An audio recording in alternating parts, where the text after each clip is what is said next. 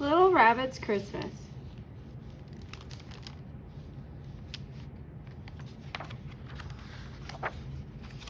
One Christmas Eve, when the snow lay all around, Little Rabbit saw something that he really liked. "Look, Papa, a beautiful sled."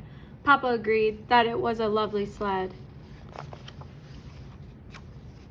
When they got home, Little Rabbit told his mama all about the sled. "It is red," said Little Rabbit, "and it goes whoosh." Mama asked Little Rabbit to help his brothers and sisters decorate the Christmas tree, but Little Rabbit did not want to. Instead, he watched the snow falling outside the burrow. "I wish I had a sled," he sighed. That night, Mama tucked Little Rabbit into bed and read him a story. She told Little Rabbit that if he was good, the Christmas rabbit would leave some lovely presents in the stocking at the end of his bed. "Will he bring me a sleigh?" wondered Little Rabbit. He did not think that the red sleigh could fit in such a little stocking. "Go to sleep, Little Rabbit," said Mama, "who knows what the Christmas rabbit will bring." The next morning, his brothers and sisters got up early. "Wake up, Little Rabbit," they cried. "It's Christmas morning." Little Rabbit was excited. He looked in his stockings. He found a bouncy blue ball, a yo-yo, a pair of mittens, but no sled. "Where's my sled?" said Little Rabbit. Little Rabbit looked under the Christmas tree to see if the sled was there. Then he looked up at the chimney to see if he had gotten stuck. He even looked under Mama and Papa's bed. "It's not fair," cried Little Rabbit. "I only wanted a sled." "Dry your eyes, Little Rabbit, and look outside," said Papa. It was the red sled. Little Rabbit was so happy the Christmas rabbit came. He told everyone he bought me a sled.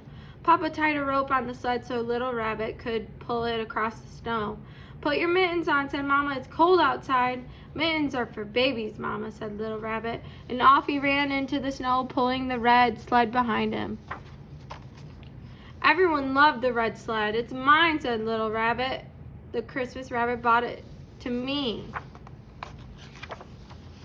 Molly Mouse wanted to ride on the sled, but Little Rabbit would not let her. "You are too small," he said. "You might fall off and hurt yourself." Benjamin and Rachel also wanted to try the sled. "You are all too big," said Little Rabbit. "You might break it." Little Rabbit did not want to play with Benjamin's new toolbox, Rachel's new paints, or Molly Mouse's new snowshoes. Little Rabbit was so excited about his new sled that he didn't want to share. "It's not fair," said Little Rabbit. "Everyone wants to play with my sled." So Little Rabbit took the sled far away to a place where he could play on it by himself. Little Rabbit pulled the sled up a hill. Whoosh! Down the hill he flew. "Look at me!" he cried. Nobody was looking. "I'll show them how fast I can go," said Little Rabbit, so he climbed the biggest hill he could find.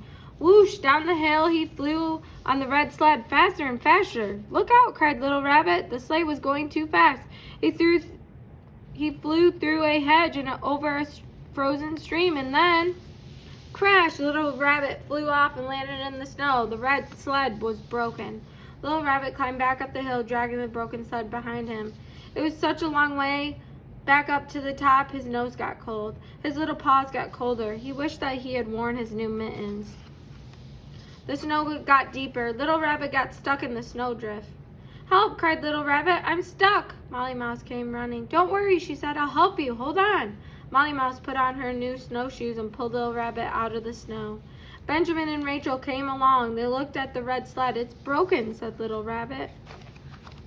"I can fix it with my new tools," said Benjamin. "I can paint it with my new brushes," said Rachel. Little Rabbit was so happy. When the sled was mended, Little Rabbit's friends helped him pull it back up the hill. When they got to the top, they all climbed onto the sled. "Hold on," said Molly Mouse, and off they flew down the hill. "Look at us," cried Little Rabbit. It was the best fun he had ever had. "Again," cried Little Rabbit. They played with the sled all day. When the sun was setting over the snowy field, Little Rabbit invited his friends home for a Christmas party. Little Rabbit helped Papa light the Christmas candles, and they danced around the tree and sang carols. They played games and ate delicious food. After Little Rabbit's friends left, Papa carried him to bed. "Whoosh!"